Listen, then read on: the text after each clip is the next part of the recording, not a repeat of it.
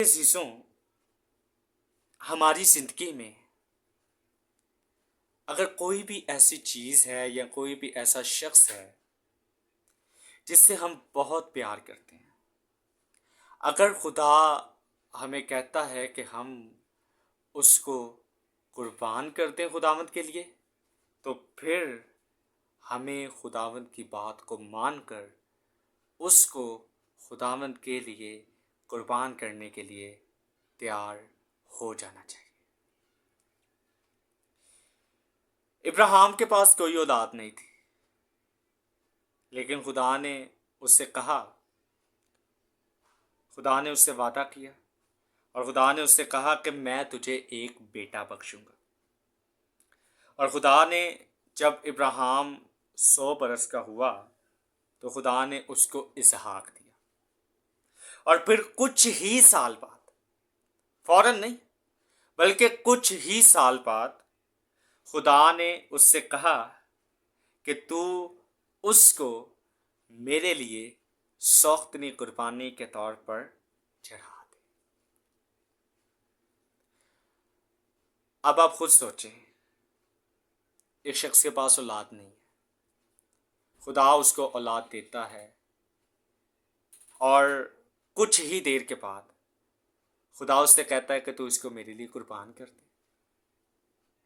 इतना अरसा वेट करने के बाद जब हमें वो चीज मिलती है और खुदा हमें कहता है कि तू उसी चीज को जो मैंने तुझे दी है कुर्बान कर दे, बहुत मुश्किल होता है।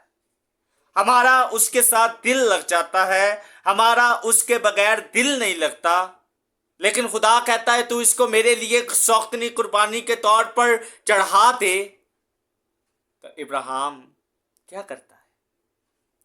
वो सुबह उठता है और उठते सार ही वो उस काम को करने के लिए लग जाता है।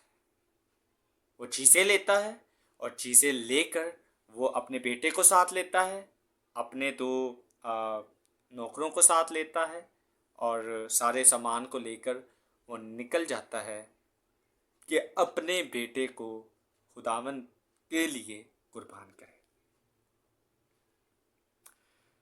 जब हम खुदावंद की बात मान लेते हैं तो फिर खुदा आपको बरकत देता है। जब हम उसकी बात मान लेते हैं ना, तो फिर वो हमें बरकत देता है। और उस चीज़ को और उस शख्स को जिसको हम खुदावंद के लिए कुर्बान करने के लिए तैयार हो जाते हैं, खुदा उसको हमारे लिए बाबरकत बना देता है। आए पैदाइश की किताब में हम इस बात को देखते हैं, इस चीज़ को देखते हैं।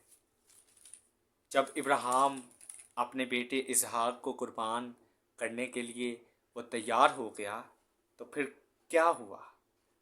अगर आप पैदाइश की किताब उसके 22वें बाब की अगर आप 15वीं आयत से पढ़ें तो यहाँ पर यूँ लिखा है, और खुदावंद के फरिश्ता ने आसमान से दोबारा अब्राहम को पुकारा और कहा कि खुदावंद फरमाता है, चूंकि तूने ये काम किया कि अपने बेटे को भी जो तेरा इकलौता है दरेक ना रखा, इसलिए मैंने भी अपनी जात में कसम खाई है।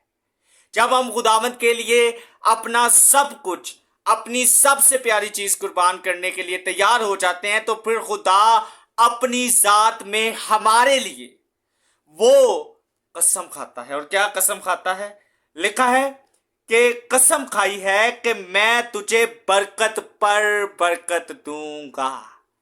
पहले सिर्फ बरकत का वादा था और अब खुदा क्या कहता है कि मैं तुझे बरकत पर बरकत दूंगा। बरकत मल्टीप्लाई हो जाएगी और तेरी नस्ल को बढ़ाते बढ़ाते आसमान के तारों और समुंदर के किनारे की रेत की मानित कर दूंगा, और तेरी औलाद अपने दुश्मनों के फाटक की मालिक होगी, और तेरी नस्ल के वसीला से जमीन की सब कौमें बरकत पाएंगी, क्योंकि तूने मेरी बात मानी है।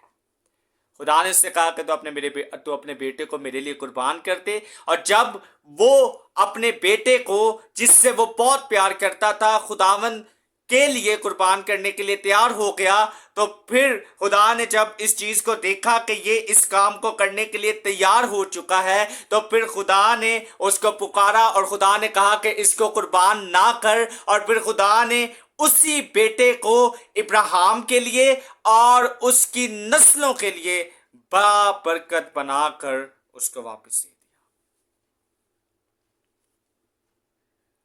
یہ ہمارا خدا ہے۔